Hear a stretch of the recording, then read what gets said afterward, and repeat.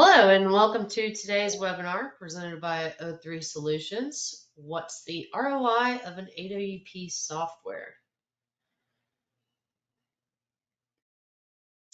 So a quick look at the agenda today on what we're going to cover. So first I'll open us up with a safety moment, introduce you to who we are at O3 if you're not familiar. Give you a little intro here for Andrew. And then he is going to address the costs of an AWP software, the AWP decision tree, and is the juice worth the squeeze? Meaning, is an AWP software worth the cost? And then he'll walk you through what it looks like to do it manually versus our O3 approach with some examples. We'll hit the key takeaways, and then if we have time, we'll answer some questions. So as a reminder, you can submit questions throughout today's presentation via the GoToWebinar panel. Should have a little button at the very top of your control panel there with a little question mark. Just type that and we will answer those at the end of today. And a quick reminder, you'll receive a copy of today's presentation along with the recording. With that, let's look at a quick safety moment. We've already kind of hit back to school across the globe, but some safe things to always keep in mind as you are traveling around communities that have schools. Sharing the road with school buses. Never pass a bus from behind or from either direction if you're on an undivided road. It's stop to load or unload children. If the yellow or red lights are flashing and the stop arm is extended, traffic must stop. The area 10 feet around a school bus is the most dangerous for children. Stop far enough back to allow them space to safely enter and exit the bus. Always be alert. Children are often unpredictable, as we probably all know, and they tend to ignore hazards and take risks.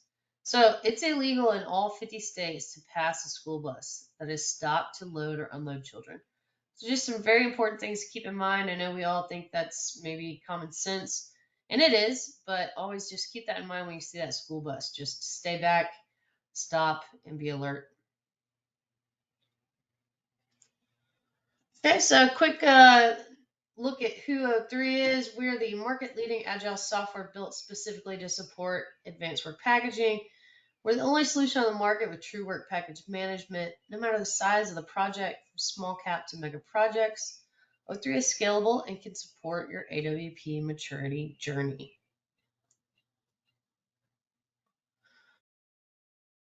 And just a quick look at our O3 sample size from change management, managing enrollments and certifications for 45,000 plus users across 75 courses. It's scalability, managing a portfolio of 50 plus small cap projects across 7 offshore assets. We support collaboration with over 3,500 plus users across 30 plus contractors on $70 billion project oil and gas projects. Support optimization, driving owner engagement from concept through commissioning, and obviously automation, connecting 38 data threads across 6 systems to manage data for LNG projects.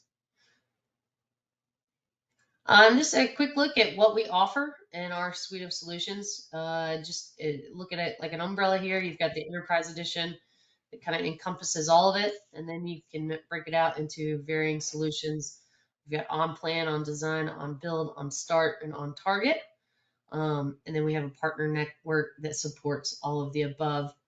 So with that, I will introduce Andrew. This is Andrew Foy. He's the VP of AWP and Construction here at O3. He's got over 16 years experience in industrial construction, over 6 years dedicated AWP implementation experience for a range of owner organizations. He's got plenty of CII AWP involvement as the chair for performance and benchmarking. He's the editor for scaffolding JWG, as well as the principal author for engineering JWG. With that, thank you for joining us today, Andrew. I'll hand it over to you, and you're Thank off you and running. very much, Tori. Excellent. Hello, good morning, good afternoon, good evening to all of you, wherever you are in the world. Greetings from northern Italy. Of course, this picture is fake, but out there somewhere it looks pretty nice. Please excuse me in advance. I do seem to have come down with something of a cold or allergies or something, so if I sound a little bit off today, Please bear with me, but we'll get through this. I'm going to turn my camera off so you can focus on the content rather than my face. Okay, so running through. What we're going to talk about today is what is the return on investment for AWP with a particular slant on the AWP software itself. So the first thing to understand about advanced work packaging, there is a cost associated with doing this. Anybody who goes into this thinking that it's going to be something that you can do for free isn't doing it properly.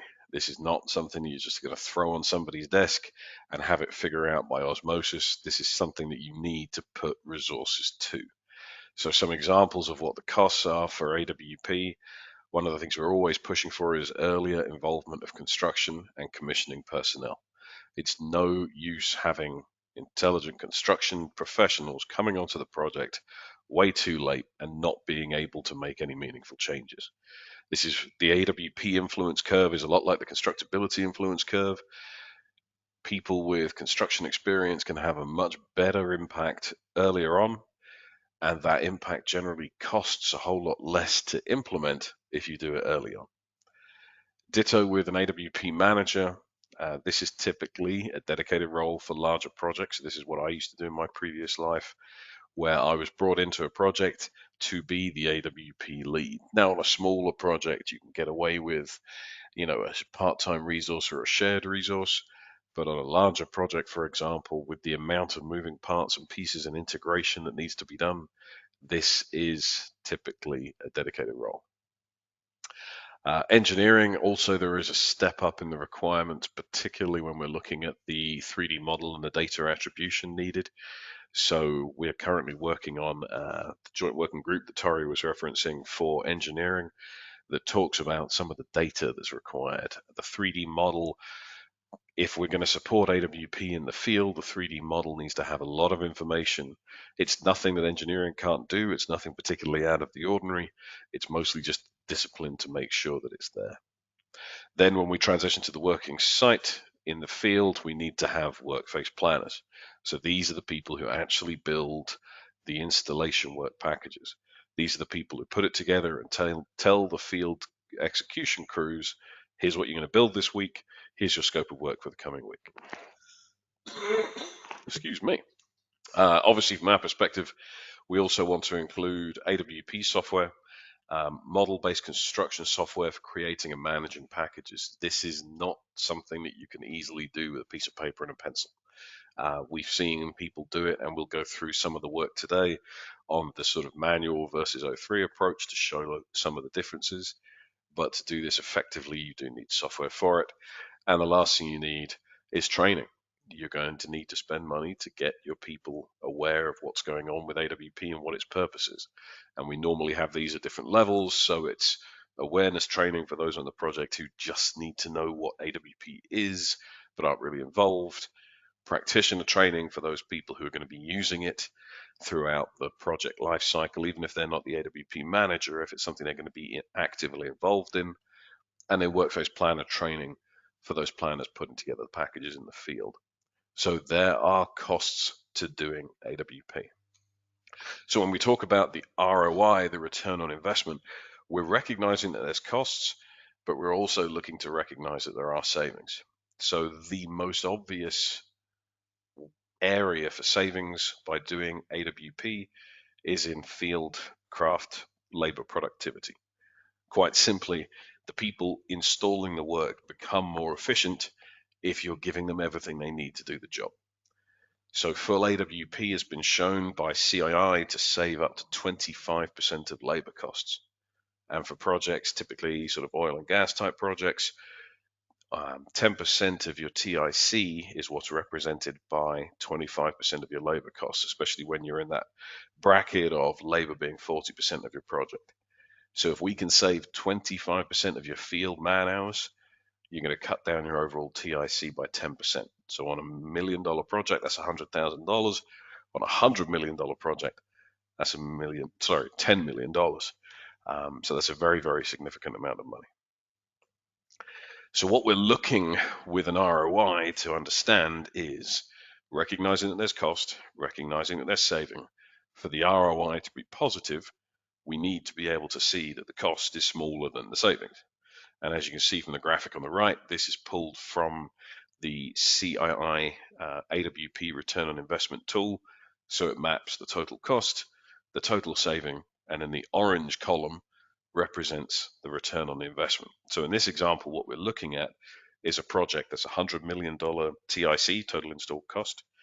And in this case, the way that this model is representing, it's saying the cost of doing AWP is going to be nearly 1.6 million, but the potential savings are over 11 million.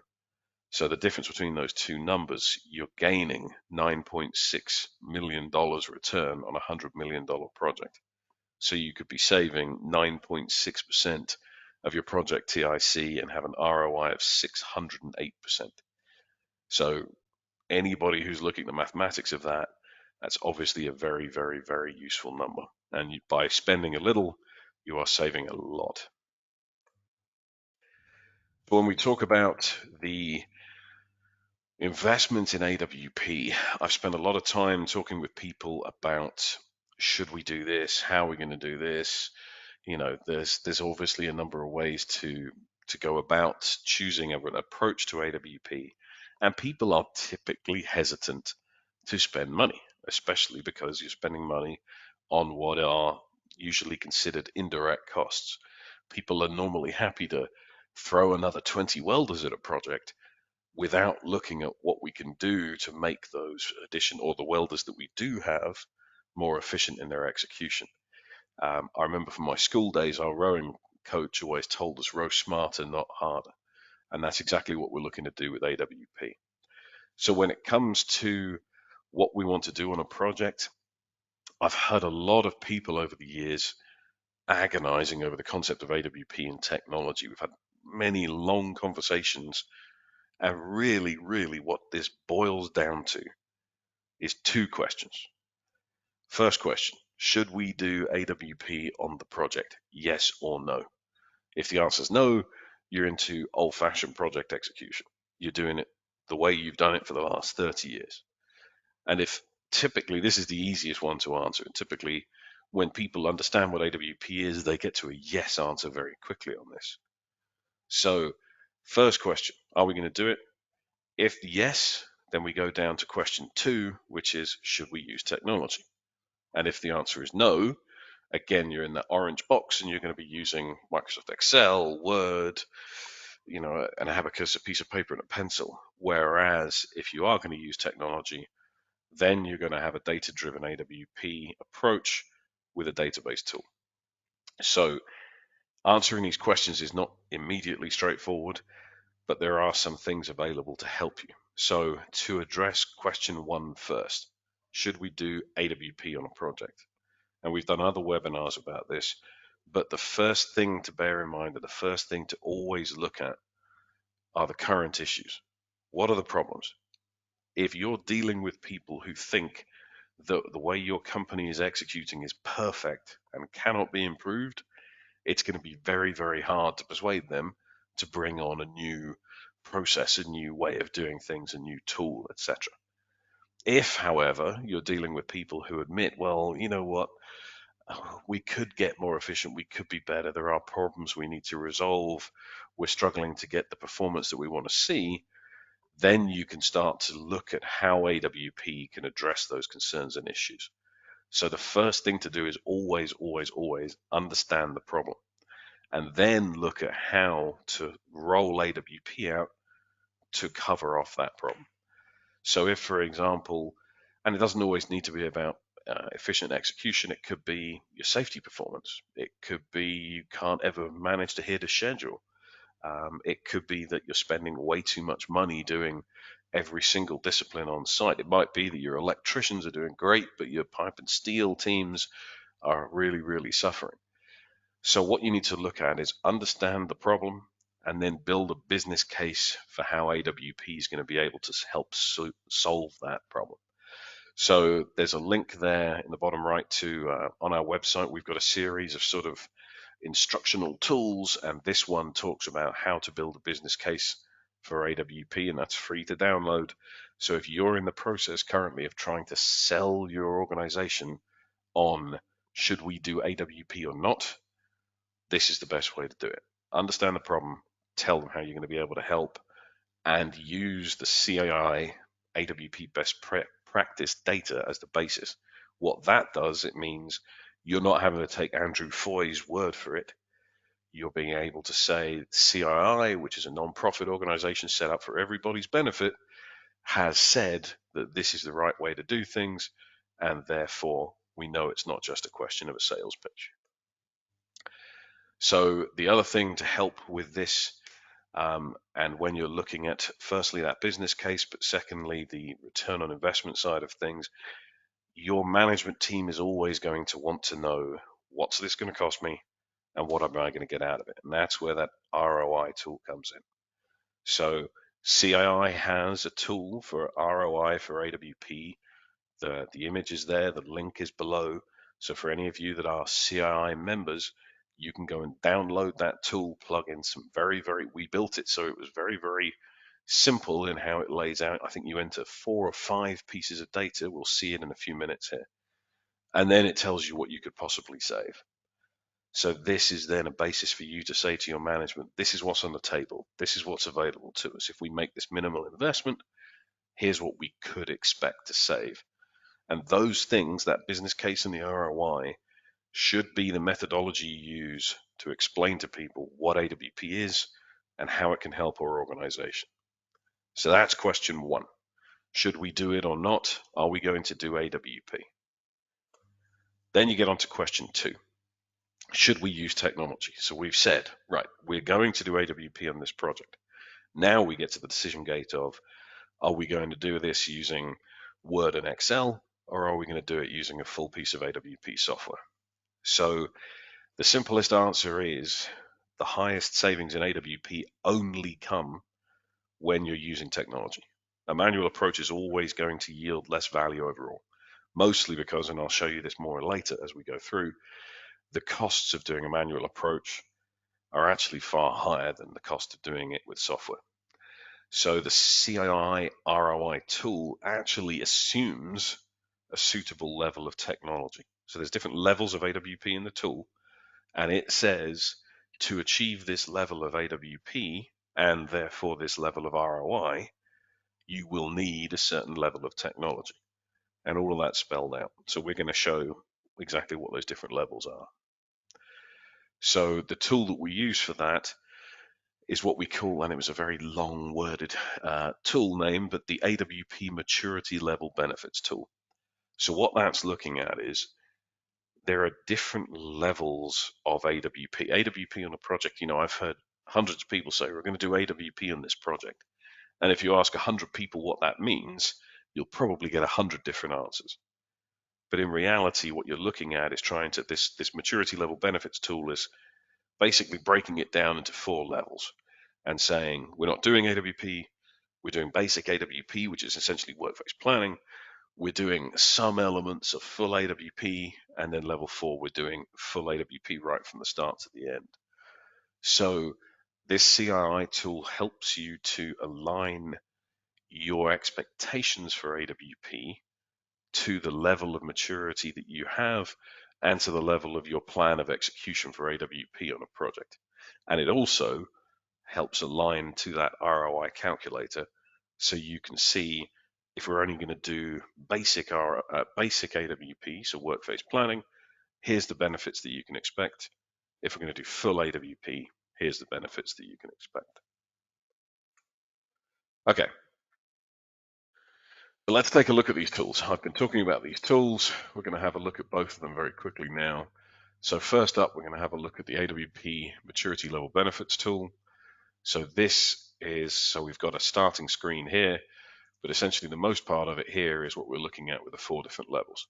So the first one is the base case. This is traditional project execution. You're not doing AWP. In the second bracket, what we're looking at is we're doing workplace planning. So this it gives you an example of the type of technology you need to do this, what your AWP investment is going to be, and we put in what we call sort of t-shirt sizes. So this is an investment of sort of $1 symbol. And then in each of these, you're going to get a number of savings. So you're going to get some benefits out of this in the areas of project controls, quality, construction management, supply chain, etc. And we list out what each of those benefits is going to be just based on doing work phase planning only. Then you get to the second level, and as you can see from the size of it, we're already starting to greatly increase the benefits you're going to get. So this is what we called category C, which is basic AWP. So this is starting to pull that construction methodology, that work phase planning, into the early engineering stages of a project. So this tells us some of the things we're doing right from front-end loading, detailed design, procurement, and construction. Our tech stack is growing. Our people involved is growing. And our dollar value investment is growing. But we will get all of the benefits of the red stuff and all these new green benefits by doing this.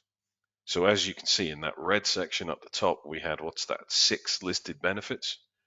And immediately on the second level, we're growing that to dozens and dozens of benefits. So just doing level 1, the work phase planning, will only yield basic returns. And then we move on to level 4. So then we're saying, okay, now this is where we're doing full AWP right from the beginning all the way through to the end. Again, our investment is growing, our tech stack and personnel requirements are growing, but we get all of the red benefits, all of the green benefits, and now we get to layer on these additional blue benefits on top of that. So essentially, the more you do, the more you'll get out of it. That's what this tool is designed to show, designed to explain, and designed to give you the basis to say to your management, if you just want to achieve these things, we can just do this level. But if you want to achieve these things listed here, we need to go to the full top level. So those, what we called there A, B, C, and D, then lines up with this ROI tool. So looking at the ROI tool, so just in this is the input screen. This is all I have to fill in to get the information. So I've said here we're doing a $1 billion TIC project. It's going to be 18 months in construction. The full cycle time, which is FEL2, which is select stage, through to mechanical completion, is 48 months. And at the moment, we're saying we're doing traditional. We're not doing AWP, so there is no return on investment. If I switch this to, we're going to do work phase planning, and I say I'm going to leave it here saying we do this regularly. We're not experts at it, but it's also not our first time. Immediately, I'm saying that out of $1 billion project, I could potentially save 34 million. So my ROI is 317%, which from an investment standpoint, you'd be crazy not to do. Now we start switching it up to, we're going to do basic AWP, so that's second tier, category C, and all of a sudden, I'm saving $70 million. So we're almost at 7% of your TIC. And that's just by changing the category, by changing the intent of what we're going to do.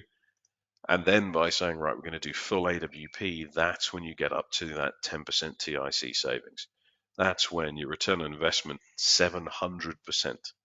So in this case, these are these charts that we were looking at earlier, because this one is if you were doing category D, what would you get? But we're already saying we're going to do category D, so these are the same. So we've saved $112 million at a cost of 13.8. So we've made $98 million in true savings. So this is what we spent to do AWP. This is what we could save. So that's the part your management is interested in. That orange column is the part that they're going to really, really focus on. So that's what this tool does. It also breaks down, this lists all of the costs and all of the savings. It can give you the full, you can adjust some of these numbers. So, we've put default values in for all of these. We use this CII data. So this is tied to that RT272 and 319 data, especially this savings chart from 319. And you can modify any of these because it goes in to say, here's the additional people you need, here's the number of work phase planners you need, here's the training you're going to need. And as we talked about, you're going to need software to be able to do this. And as you can see, the intent is the cost of the software increases based on the type of project that you're doing and the type of AWP that you're doing, but the value is already massively increased. So that's what we're talking about when we talk about the ROI of AWP. So closing that one down. So Is the juice worth the squeeze? Which is an expression simply meaning, is it worth doing it?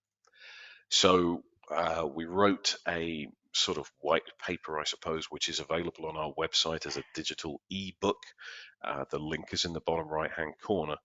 And what it talks about is you have to recognize that AWP is an investment. You have to recognize that there's cost to doing it. It takes time and effort to set up. You also have to recognize that there is a cost both in terms of the software itself and the people who are needed to operate it. And again, I know that construction and project companies hate spending more money on indirects. Everybody would rather throw 10 more welders at a problem. So what we're looking at here is it worth doing? So to understand that, and to understand it at a very, very high level, we're going to look at a manual approach and an O3-esque sort of digital approach. So using a manual approach, we have a workface planner, or more likely we're going to have multiple workface planners, but this is just a single IWP example. So in a single IWP, the workface planner has to do the following. Pick through a stack of drawings. I've got a stack of isometrics or steel drawings on my desk. I need to scroll through that stack and find the right ones that I want to work on and put together for the package. I have to check the revision history against the master list, make sure I've got the right updated drawing. I've got to review the latest schedule to confirm the dates of when this work is actually supposed to be done. I then have to go in, and for each of the drawings, whatever types of drawings they are, I have to do a manual quantity takeoff. I'm counting widgets. I'm counting linear feet of pipe or welded die inches or whatever it is. I have to review the material list against the expediting report. Somebody has emailed me an expediting report, and I'm looking at it to say, is this stuff on site? Is it going to be here next week? Is it going to be here in time for when the schedule said I need to do this work? I need to estimate the installation hours. So I need to do that manual takeoff of the quantities, and then I need to take it probably in an Excel spreadsheet or worst case scenario, a piece of paper and a pen, and say for each of these quantities, here's going to be the number of man hours associated. I have to manually create a material list. I need to issue a pick ticket to the people who are going to create the materials or put together the materials, bag and tag all the stuff for this package. And because I'm just doing that with paper drawings sitting on my desk, I'm literally at the point of typing this into a spreadsheet or handwriting it on a piece of paper. And as we all know, the chances of making a mistake and a transposition error are huge. I have to check that we've got the resources available to do the work. Do we have people for this? Have they got the right qualifications? I have to go through the fabrication reports. So for pipe and steel, I then have to try and understand, here's my ISO number or my steel assembly. Do I have the spools or the piece marks needed to satisfy this? And again, I'm looking at something that somebody's emailed me and trying to figure that out. And then I've got to start manually creating constraints and emailing them to people. You need to get me this by this date. Sorry, excuse me. You need to get me this by this date. I need this drawing. I need this material. I need this crane. I need this. So the manual approach is incredibly labor intensive. All of these things point inwards at that workface planner, and that workface planner is in charge of mapping it all out. So now let's look at the same scenario, doing this using a proper data centric and using a piece of AWP software.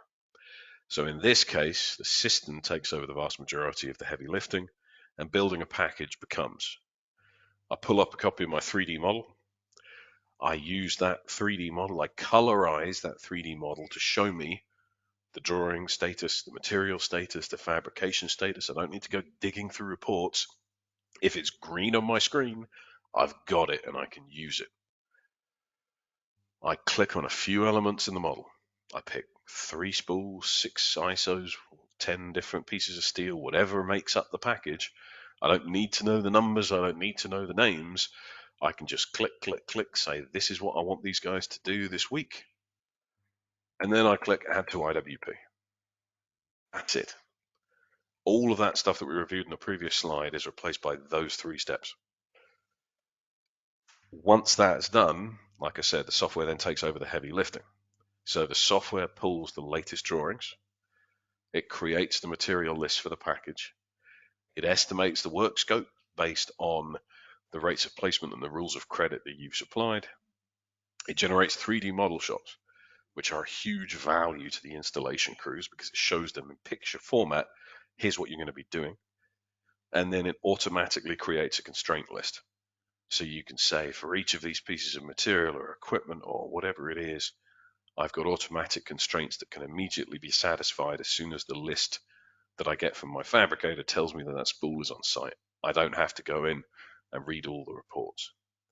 So the sheer weight of effort to create an IWP the old-fashioned way is massively cut down. So let's take a look at what this could be, and let's have a look at an example of this manual versus software approach. So from our experience and talking to a lot of different people in the industry and a lot of different clients who've done this using a manual approach first and then an automated approach, to create, manage, and oversee an IWP for its full life cycle typically takes 10 to 12 hours of a planner's time. So one planner, it's not just a question of creating a package. I then have to walk that package around to different trailers and get people's signatures on it once they reviewed it. I then have to hand it to the foreperson and get them to go and execute the work. I have to track the progress. I have to close it out. I have to do any RFIs that come in associated with it, etc. A single IWP can take between 10 and 12 hours of a planner's time to manage. Using a tool like O3, that number drops down to something like 3 to 4 hours. And that's across the life cycle. Everything's quicker. Everything's easier. Quite frankly, we can build IWPs, the graphical part, in seconds, minutes. And then you can spend the time adding data in there, like here's some of the scope of work, or here's a written requirement for safety or whatever. So let's do a quick calculation of the two things side by side, and we're going to take the most conservative approach. So with the manual, I said it could be 10 to 12 hours. With O3, it could be 3 to 4. The most advantageous is to compare 12 to 3, but actually we're going to take the most conservative approach, and we'll say we're going to compare 10 hours to 4 hours. So if we've got a project of $100 million, typically for oil and gas type of projects or anything in that sector, you're normally looking at something like 40% of your TIC is going to be labor costs. And I've just said very, very, very blended number, fully burdened number of average of, let's say, 100 hours, $100 per hour. So for a project of $100 million, you may have 400,000 execution hours in the field. Now, if you're assuming most of your IWPs are supposed to be between 500 and 1,000 hours, let's take a blended average and say, okay, 750 hours per IWP. So we're going to have on this project 533 IWPs. So, excuse me, using that manual approach, 533 IWPs is going to take me 5,330 hours just of planner time to create, manage, and execute. Then if we did that using O3, that's going to be more like 2,133 hours. So if we took the cost of a workface planner, and again, I've used a very, very simple all-in burdened $100 an hour, I'm going to have to pay workface planners $533,000 total to create and manage all the IWPs on this $100 million project. If I'm doing it using O3, I'm going to spend $213,000 and achieve the same thing for the workface planners. So the saving there, basically $320,000, just looking at workface planner costs alone. So obviously, in terms of when we talk about the ROI and the value of using AWP software, if your software is cheaper than the savings that you make on the planners alone, it should be a slam dunk. So as long as the software costs in this particular case less than $320,000, it's well worth doing. And this isn't considering any other secondary benefits or tertiary benefits with reporting and monitoring and status and giving people visibility into what's going on. This is purely the money and purely the planners. So, rounding out. First thing, and the thing I always push to people, AWP does cost money. When we talk about return on investment, the implication is that there is an investment. You have spent money to do this. Base the decision on whether or not to do AWP on a business case and make sure that that business case targets and understands what are the problems that we're trying to solve, how can AWP help. Getting to that magic number of 10% TIC savings, the thing that everybody targets, that full value, requires a tech stack. You're not going to get there without the technology. If you do it another way, it will always be a somewhat hackneyed approach, and it's going to take longer and cost more. And so from that, doing it manually is a false economy. People assume if I don't have to pay for the software, I'm going to save money. Well, you'll save money on the software, but you'll spend a heck of a lot more money on the cost of the planners and the management, and you'll lose all of the value outside of the planner costs that the software can bring. And that's it, folks. That's all I've got for you today.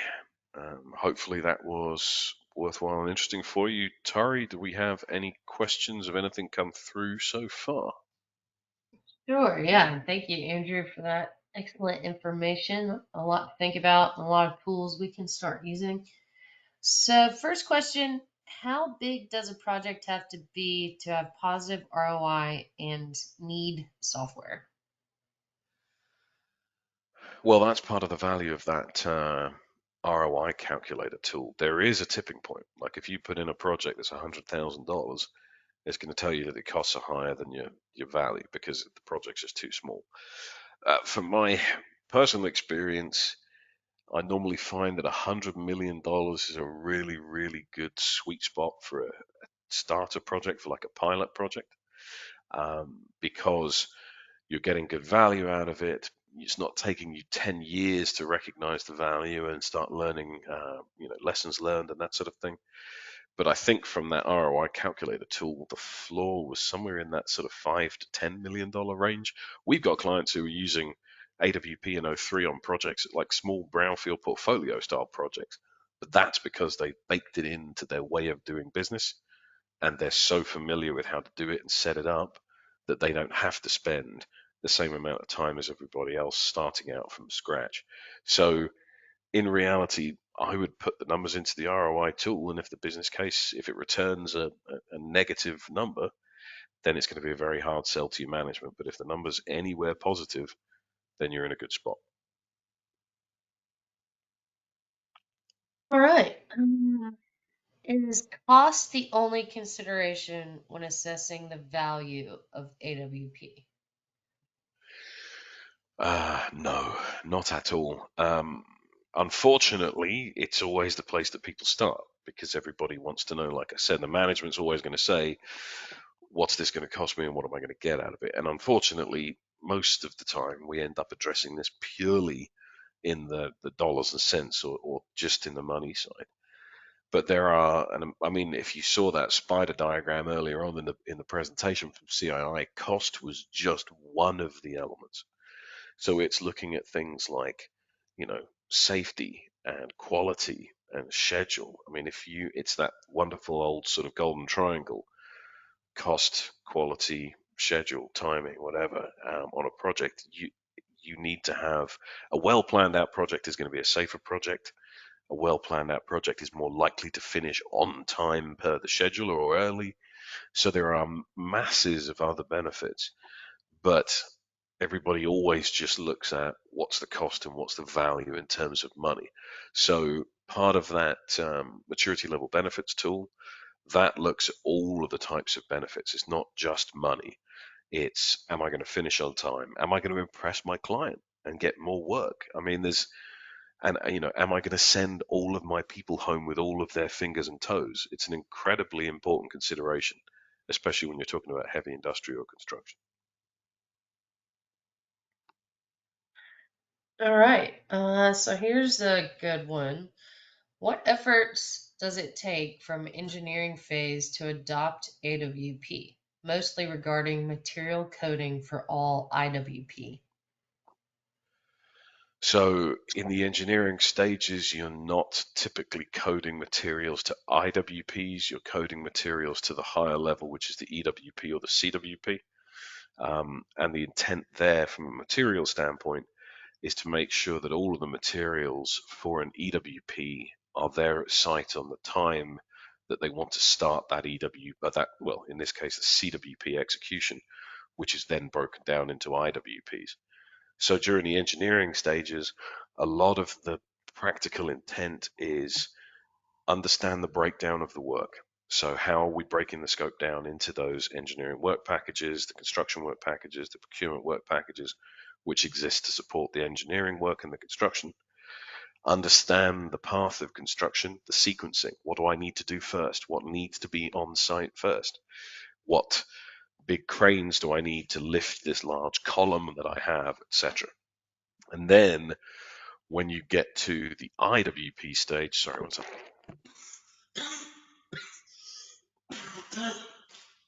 Excuse me, sorry. When you get to the IWP stage, then you're just looking at the materials for each of those smaller packages. But by that stage, the materials should already be on site.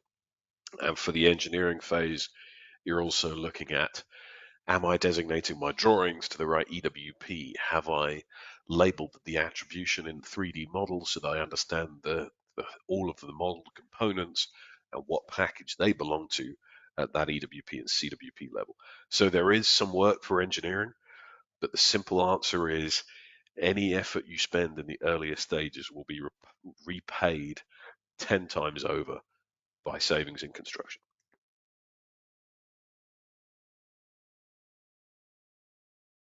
Okay, awesome. Let's do one more.